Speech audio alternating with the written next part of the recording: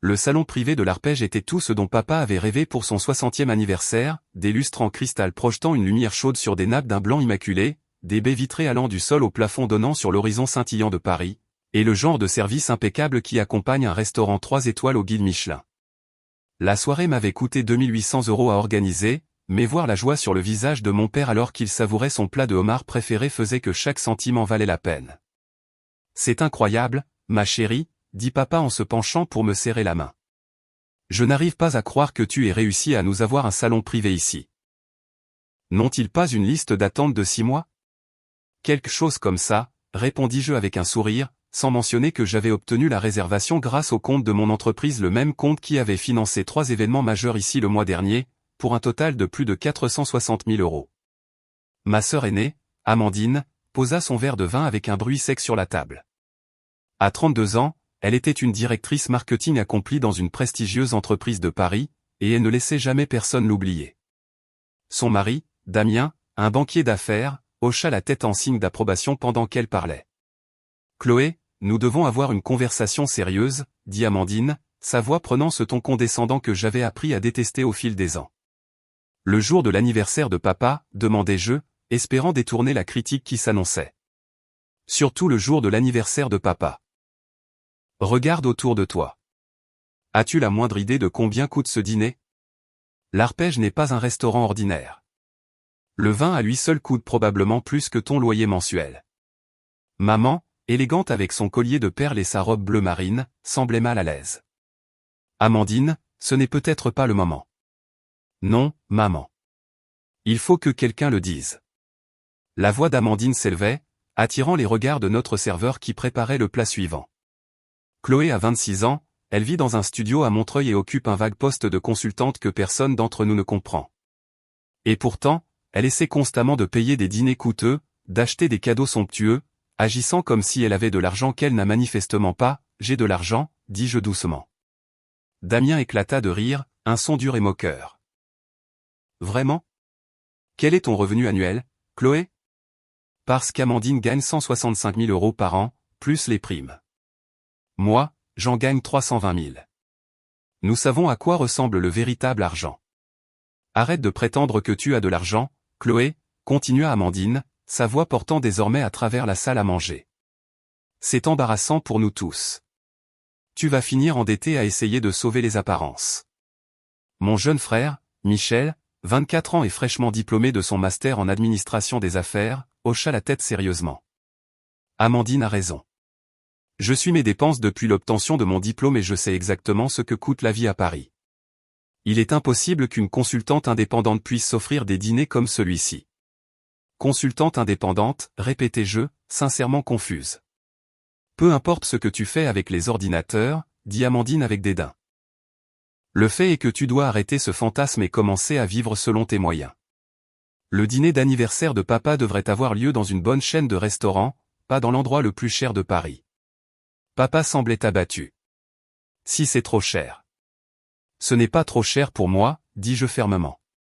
C'est exactement ici que je voulais fêter l'anniversaire de papa. Avec quel argent, exigea Amandine. Tes cartes de crédit sont probablement toutes au maximum pour payer cette mascarade. Je n'utilise pas de carte de crédit. Damien sortit son téléphone. Tu sais quoi? Réglons ça tout de suite. Montre-nous le solde de ton compte en banque. Si tu as vraiment de l'argent, prouve-le. Damien, dit maman sèchement. C'est déplacé. Non, c'est nécessaire, dit Amandine. Chloé a besoin d'un retour à la réalité avant de ruiner son avenir financier en essayant de nous impressionner. Je regardais ma famille autour de la table, ces gens que j'aimais profondément, qui m'avaient soutenu pendant mes études et célébré mes réussites, mais qui avaient conclu d'une manière ou d'une autre que je vivais au-dessus de mes moyens et que je me dirigeais vers la ruine financière. Vous pensez vraiment que je ne peux pas me permettre ce dîner? Demandai-je. Nous savons que tu ne peux pas te permettre ce dîner, dit Amandine. La question est de savoir si tu es enfin prête à l'admettre. Le serveur s'approcha de notre table avec le dessert, un soufflé au chocolat élaboré qui était le préféré de papa. En le posant, je pouvais voir qu'il essayait de prétendre ne pas avoir entendu la conversation de plus en plus tendue. En fait, dis-je en fouillant dans mon sac à main, laissez-moi vous prouver que vous avez raison. Je sortis ma carte American Express noire, la carte Centurion accessible uniquement sur invitation, qui exigeait des frais annuels de 9 200 € et n'avait pas de limite de dépenses prédéfinie. La carte était en titane et avait un poids distinctif qui semblait étrangement rassurant dans ma main. « Oh, s'il te plaît » dit Amandine en levant les yeux au ciel. « Une carte noire ? Combien as-tu payé pour cette contrefaçon ?»« Ce n'est pas une contrefaçon, Chloé, » dit Damien avec une patience exagérée. « Les vraies cartes noires exigent que vous dépensiez au moins 230 000 € par an. Ils ne les donnent pas à n'importe qui. Je sais ce qu'elles exigent. » Je tendis la carte à notre serveur, qui l'accepta avec professionnalisme malgré la tension familiale évidente. « Pour l'addition complète, s'il vous plaît. »« Bien sûr, mademoiselle Dubois. » Alors qu'il s'éloignait, Amandine secoua la tête tristement. « C'est exactement de ça que je parle. Tu es tellement désespéré de paraître prospère que tu utilises de fausses cartes de crédit. As-tu la moindre idée de la sanction pour fraude à la carte de crédit ? Ce n'est pas de la fraude. Alors pourquoi es-tu si nerveuse ? Observa Michel. On dirait que tu vas vomir. Je n'étais pas nerveuse à l'idée que la carte soit fausse. J'étais nerveuse à propos de ce qui allait se passer lorsqu'elle serait refusée pour une raison complètement différente, une raison à laquelle ma famille ne s'attendrait jamais. 5 minutes plus tard, notre serveur revint, l'air désolé et légèrement confus. « Mademoiselle Dubois, je suis désolé, mais il semble y avoir un problème avec votre carte. » La table devint silencieuse.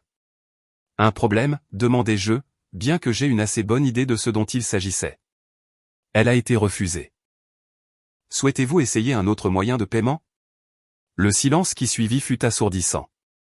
Puis Amandine éclata de rire. « Oh mon Dieu, Chloé, ta fausse carte noire a été refusée. C'est impayable. » Damien riait aussi. Une fausse carte Centurion qui ne fonctionne même pas. C'est un nouveau record de bassesse. Je vous avais dit qu'elle faisait semblant, dit Amandine à nos parents, qui semblaient mortifiés. Maintenant, nous allons tous nous retrouver avec cette addition parce que Chloé a dû jouer la comédie. Michel secouait la tête. Chloé, c'est vraiment n'importe quoi. Utiliser de fausses cartes de crédit, mentir sur le fait d'avoir de l'argent. Je ne mentais pas, dis-je, mais ma voix se perdit dans leur rire et leurs critiques. Madame, dit le serveur à voix basse, dois-je apporter l'addition à quelqu'un d'autre ? Donnez-moi juste une minute, dis-je en sortant mon téléphone. Qu'est-ce que tu fais ? Demanda Amandine, gloussant encore. Tu appelles ta compagnie de cartes de crédit pour demander pourquoi ta fausse carte ne fonctionne pas. J'étais sur le point de répondre quand un homme en costume coûteux entra précipitamment dans notre salon privé. Je le reconnus immédiatement, Thomas Lefebvre, le directeur général du restaurant, avec qui j'avais beaucoup travaillé sur plusieurs grands événements de traiteurs. Mademoiselle Dubois, dit-il, légèrement essoufflé. Je suis vraiment désolé. Je viens d'apprendre le problème de paiement. Les rires à notre table cessèrent brusquement. Thomas, dis-je calmement, y a-t-il un problème avec le système de paiement ? Non, non, le système fonctionne bien. Le problème est que nous vous devons encore 460 000 € du contrat de traiteur du mois dernier. Votre carte noire a été refusée parce que notre service comptable l'a signalé. Nous ne pouvons pas facturer quelqu'un à qui nous devons déjà de l'argent. Le silence qui s'abattit sur notre table fut absolu. Je pouvais entendre la douce musique de jazz de la salle à manger principale, le tintement lointain des couverts, le léger bourdonnement des conversations des autres tables. Mais à notre table, rien. 460 000 €, murmura papa. Provenant du gala de LVMH, du dîner privé de BNP Paribas et de la réception de l'UNESCO, expliqua Thomas en consultant sa tablette. Tous organisés par votre entreprise, Dubois Événements. Nous essayons de traiter le paiement, mais votre service comptable a demandé de retenir le chèque jusqu'à la fin de l'examen trimestriel. Ce n'est pas grave, Thomas. Déduisez simplement le dîner de ce soir du solde restant. Bien sûr, Mademoiselle Dubois. Encore une fois, mes sincères excuses pour la confusion. Il s'éloigna rapidement, nous laissant dans un silence stupéfait.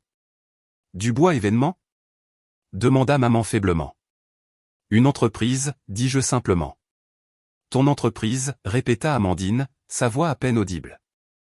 L'entreprise d'organisation d'événements et de traiteurs que je construis depuis 4 ans. Damien me fixait comme si une deuxième tête m'avait poussé. Tu possèdes une entreprise d'organisation d'événements ? Je possède la plus grande entreprise d'organisation d'événements de luxe de France. Nous gérons des galas d'entreprise, des fêtes privées, des mariages et des événements culturels pour des clients très fortunés et des entreprises du CAC 40. Mais tu as dit que tu étais consultante, dit Michel. J'ai dit que je conseille les gens sur des événements, ce qui est techniquement exact. Le visage d'Amandine était devenu complètement blanc. Quelle est la taille de la plus grande entreprise d'organisation d'événements de luxe? Je sortis mon téléphone et ouvris mon application bancaire, tournant l'écran pour qu'ils puissent tous voir. Le chiffre d'affaires de l'année dernière était de 43 millions d'euros. Cette année, nous sommes en bonne voie pour atteindre 62 millions d'euros. 62 millions d'euros, dit papa d'une voix faible. D'euros? Notre liste de clients comprend 12 entreprises du CAC 40, 43 particuliers très fortunés avec des actifs de plus de 46 millions d'euros, et nous sommes les organisateurs d'événements exclusifs pour l'UNESCO, le Musée du Louvre et l'Orchestre de Paris. Le Louvre? Maman, tu te souviens de ce gala de charité auquel tu as assisté le mois dernier? Celui pour la recherche sur le cancer qui a récolté 11 millions d'euros? C'est moi qui ai organisé cet événement. Damien tapait frénétiquement sur son téléphone. Dubois événement. Mon Dieu. Tu es Chloé Dubois. La Chloé Dubois. Je suis une Chloé Dubois. Je ne sais pas si je suis la Chloé Dubois. Forbes 31h30, lut-il sur son téléphone.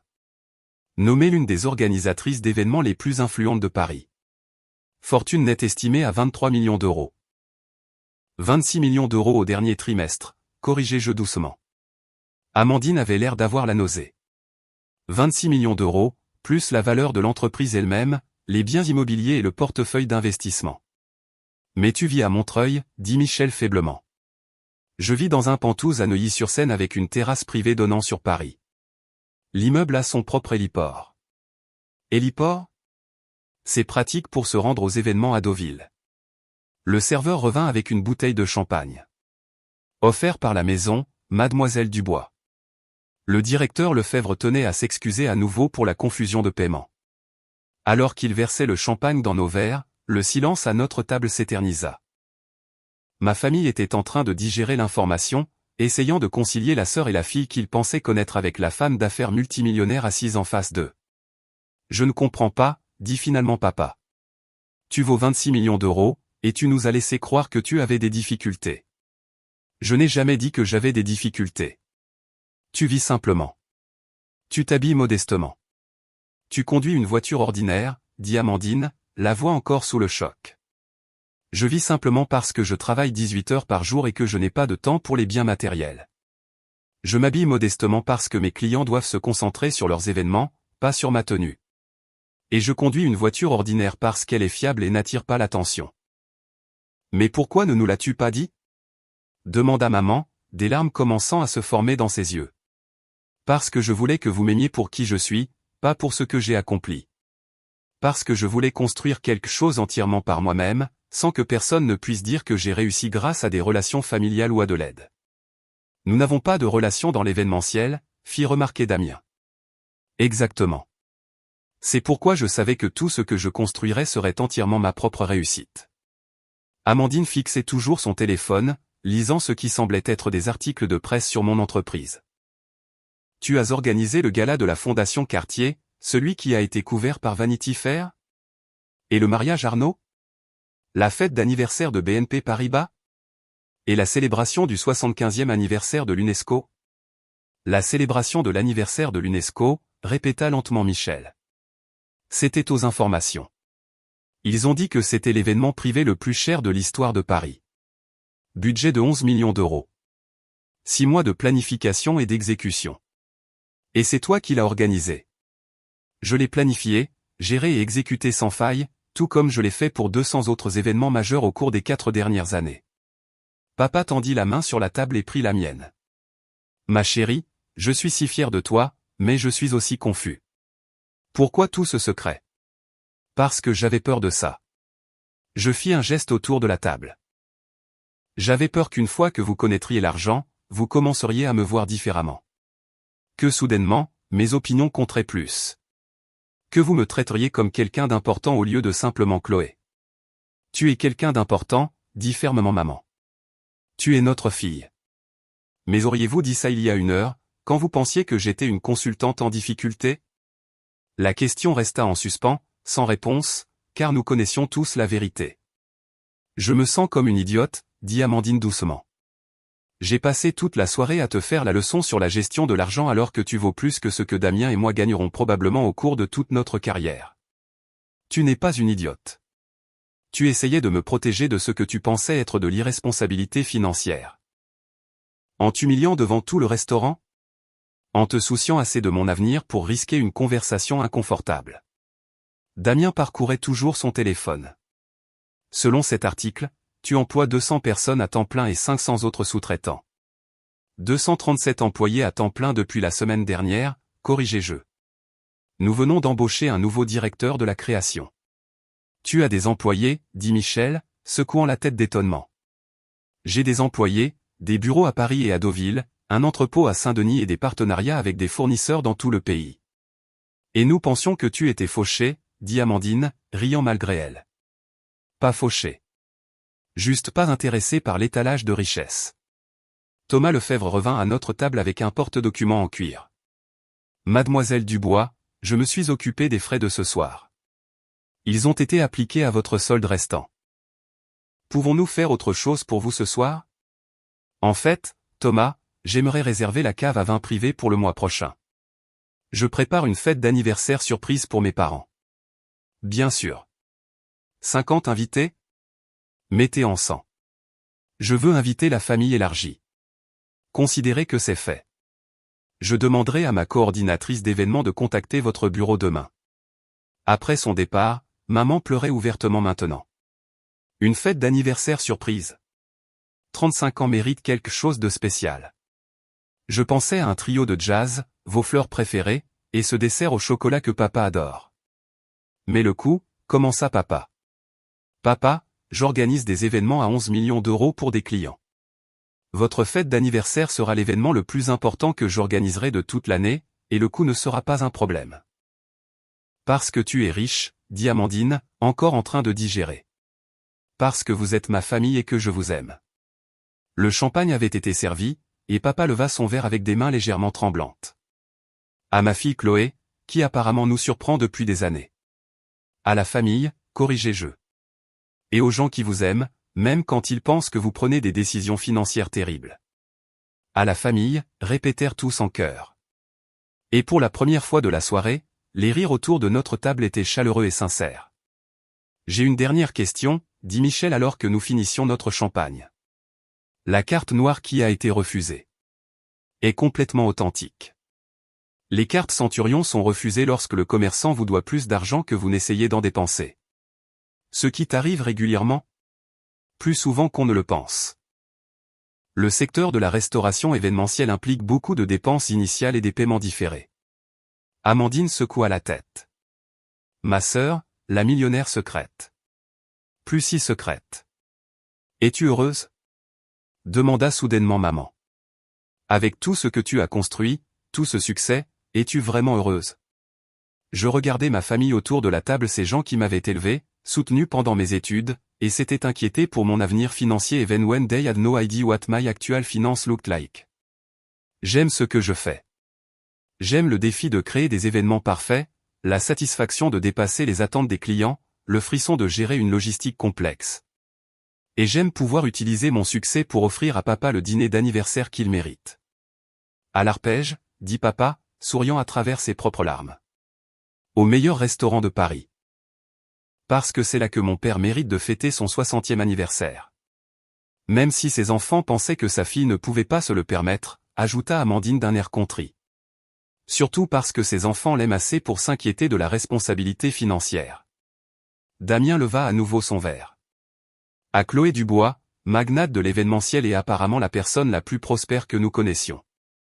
À Chloé, corrigea maman, qui s'est souvenu que la famille est plus importante que de garder des secrets. En quittant l'arpège ce soir-là, marchant dans la nuit fraîche de Paris, je réalisais que certaines révélations valent l'embarras temporaire qu'elles provoquent.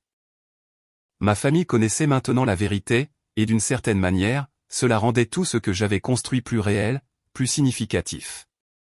La prochaine fois, dit Amandine, passant son bras sous le mien, Commence peut-être simplement par « Je suis multimillionnaire » au lieu de nous laisser nous inquiéter pour tes fausses cartes de crédit. Marché conclu, dis-je en riant.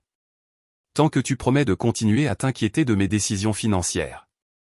Prospère ou non, j'ai toujours besoin que ma grande sœur veille sur moi. Toujours, dit-elle. Mais peut-être avec un peu moins d'humiliation publique la prochaine fois. Où est le plaisir là-dedans? Le trajet de retour vers nos voitures fut rempli de questions sur l'entreprise, d'histoires sur des clients célèbres et de plans pour la fête d'anniversaire. Mais surtout, il fut rempli de ce genre de conversation familiale confortable qui naît lorsqu'on arrête enfin de prétendre être quelqu'un que l'on n'est pas. Parfois, le plus beau cadeau que vous puissiez offrir à votre famille n'est pas un dîner coûteux ou une fête surprise. C'est le cadeau d'être complètement, authentiquement soi-même même lorsque ce soi-même se trouve valoir 26 millions d'euros.